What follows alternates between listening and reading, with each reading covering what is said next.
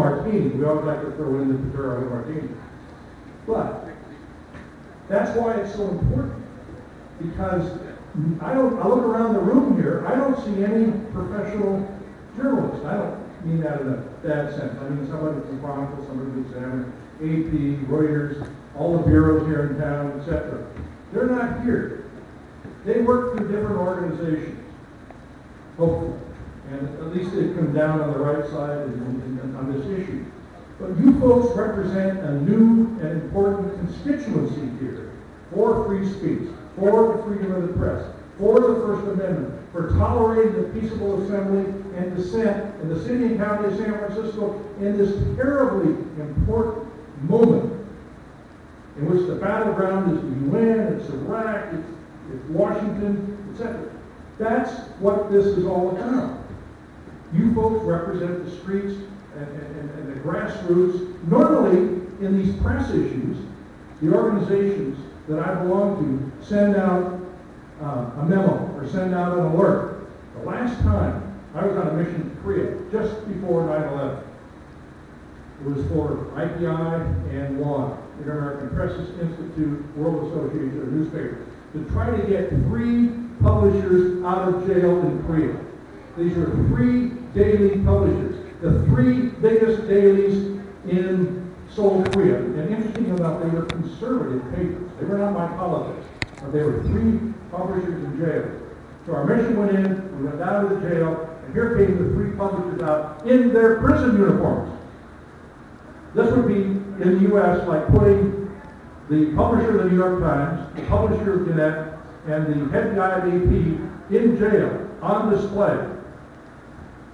There they were. I hope, and I said at the time, we all said at the time, we hope we never, ever see 3 publishers of daily newspapers in jail, coming out with in their prison uniform, unable to talk, unable to be interviewed, in jail.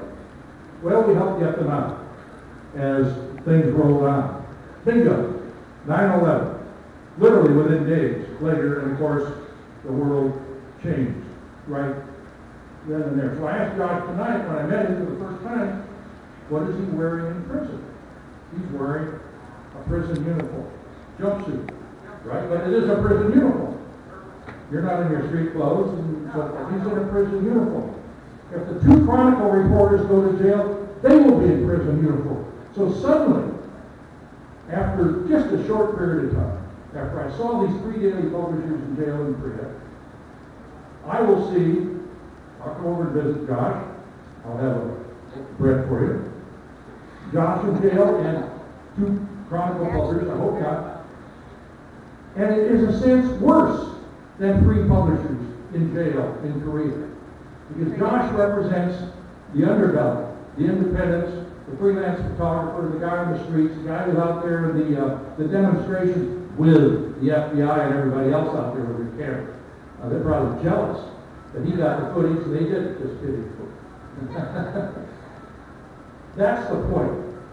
And it is just as bad. In fact, it's worse that we have 3 journalists in jail or heading for jail here in the city and county of San Francisco, which is known throughout the world for its opposition to policies of war and its support of policies of peace and its support of the forces moving against the war in Iraq and the administration. So I'm delighted to be here. I'm happy that you're all here, and I assure you this is an extremely important thing that's happening. I've never seen the email jumping like they have the last few days.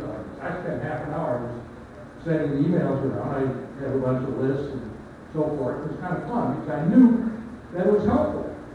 And I knew it would help the cause, and I knew that the emails were going to people like you folks that would come out on a Thursday night here in the Tenderloin and help the cause. So I think we ought to give Josh a hip hip hooray. We ought to do that for Guardian. So hip hip hooray for Josh! Hip hip hooray! Hip hip hooray! Hip hip hooray!